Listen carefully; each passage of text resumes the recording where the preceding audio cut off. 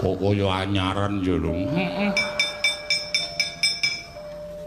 Prajurit ngendi bali rantai iki awak dhewe apal kabeh iki kok anyaran. Pindahan ke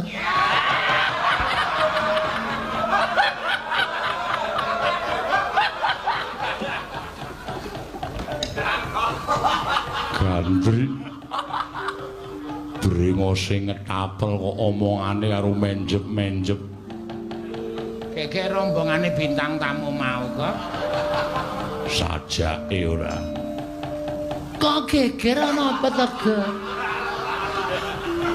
Perang. Ya ampun, perang. Iya, Mbok damai-damai. Ora ngono ning alam donya iki sing ngrukun, Gek, sing ngrukun nek padha gelut kentuk-entukane apa sing menang ya lara, sing kalah ya lara. lah nggih. Ning pun dadi kewajut dadi perang. Nun sewu sampean prajurit anyar Anyar, Gek. pindahan saka Jalan Kapas.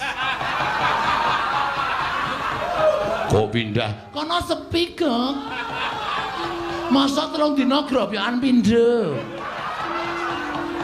Marai ra entuk dhuwit, Gek. Marai ra entuk dhuwit, ya ampun ming entek-entek lipstik.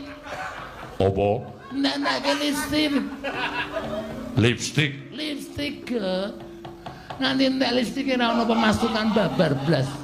Nyoba mencari keuntungan dadi prajurit. Kon maju wae, Gek, ben pecah ndase. Yo aja Pakake wae aku sengite kaya ngono kuwi. Wis sama mburimu, ya ampun boneka lucu banget. Ya ampun kuwi boneka apa wong, Gek? wong yo adikku Sampluki ngiwonengen. Wong padake boneka. Ya ampun. Lucu banget. Lucu ya ampun brengos nang ngisor irung tok ya ampun. Aku seneng lho weruh wong nek brengose sithik. Tak tukune, Gek. aja Wenehno, Gek. Engko nek turu tak peteli ndase. aja ora semene ora. Arep maju apa ngajeng napa? Maju, maju cantik. Mundur cantik. Nek maju mang maju mriko Musuhe sapa, Gek? prajurit Madukara. Madukara.